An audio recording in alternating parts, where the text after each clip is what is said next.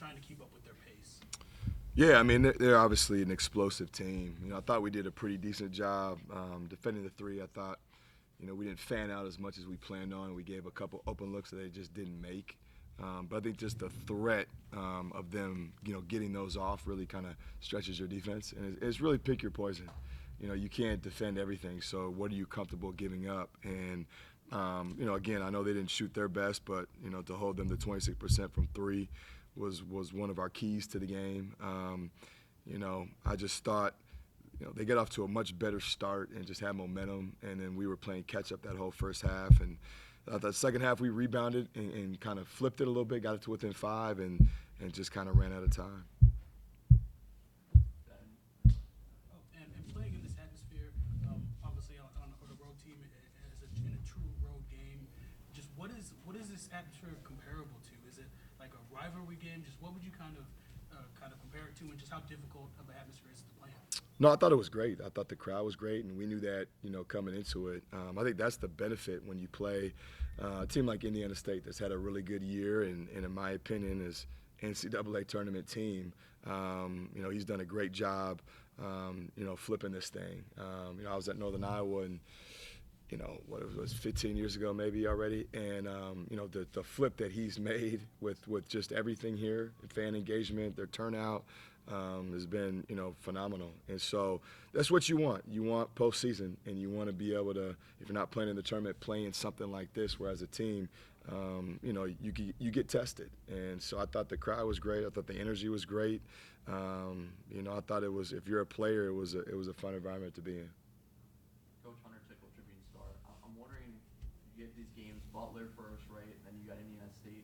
Does playing these guys in the tournament, does that at all kind of maybe, I know you don't have any kind of effect on this, but does that kind of determine potentially any interest for you for a neutral site game with some of those caliber teams?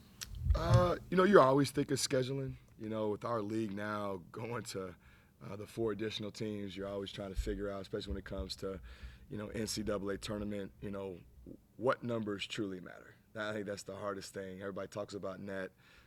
So you're always thinking okay, Indiana State or a Butler, if you play neutral on the road, that's a pretty good numbers game, especially this year. You look at Michigan State that played them. Sometimes when you're on the road against a really good team, whether you win or lose, it might not hurt you numbers-wise. And so, yeah, you're always thinking about scheduling because it's so important, especially when you have a team that you think can compete for a tournament spot. We're going to have an off-season to kind of figure that out where, okay, what do we need to do numbers-wise and what's a good game, whether that's, in a tournament, neutral site, or on the road for us. Coach, wondering, you obviously do the scouting, you're looking at its, turnaround after Butler, different style. Does Indiana State's film look the same as what you would see out there on the floor, or was it kind of a little bit of a whoa, this is a little faster than we thought it would be, or was it exactly what you anticipated? Yeah, no, it was exactly what I anticipated. I've watched them all year just independently, and you can tell just on tape, how hard they cut and how hard they play.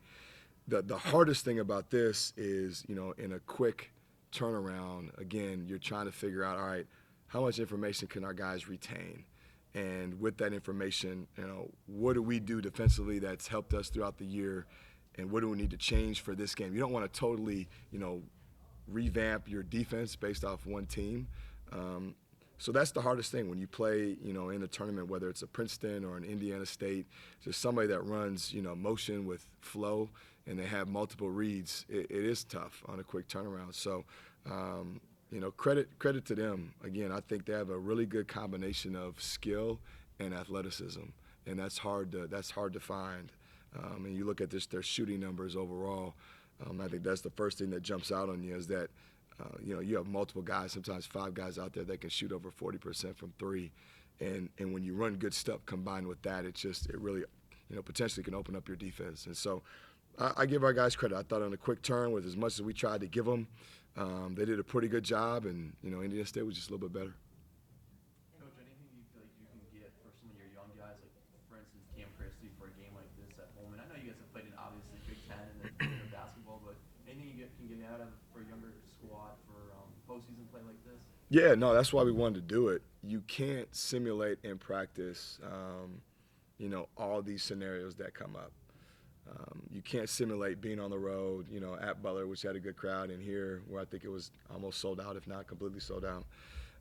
You can't simulate that. So we just need continue to get reps with that, and guys need to be thrown into those type of experiences. Being able to go against, again, a team that I think is a NCAA tournament team at home, you can't put a price tag on that. And so I thought these last 2 games we gained a ton of experience.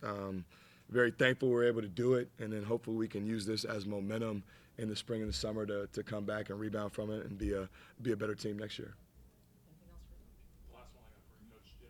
Coach Schertz talked about it all year with Jason Kent kind of being the next factor. He doesn't draw anything up for him, and yet always seems to have a double-double. As an opposing coach who's now had to go coach against him, what do you think makes him just so hard to cover? Is it his size? Is it the length? Is it the fact that he can really just get after you? What would you say is Jason's X factor? Yeah, I think the first thing is he's got legit size and he can move. And I think to Schertz's point, when you have a guy that you don't have to dial stuff up for and they can still be productive and score points, that's such a luxury. Those guys are always tough to guard because they always seem to be open because you're so keyed on the guys that they're actually running actions for, that guys like him, when they're unselfish and he's a great cutter. Right, he can cut, he can run the floor, he finds areas and space to just be open. A lot of times those guys on a good team are the reciprocant of, playing with really good players. And he's a good player, don't get me wrong. But, you pay so much attention to those other guys that can beat you either off the dribble or from 3 that sometimes, he does get lost in the shuffle, and he does a great job taking advantage of it. And so I think his role is perfect because he's bought into it. And I think that's, in today's day and age, really hard to find a good player that's bought into their role, and he's got a good niche. And I think he really does bring them a lot of presence, and a lot of it is due to his size.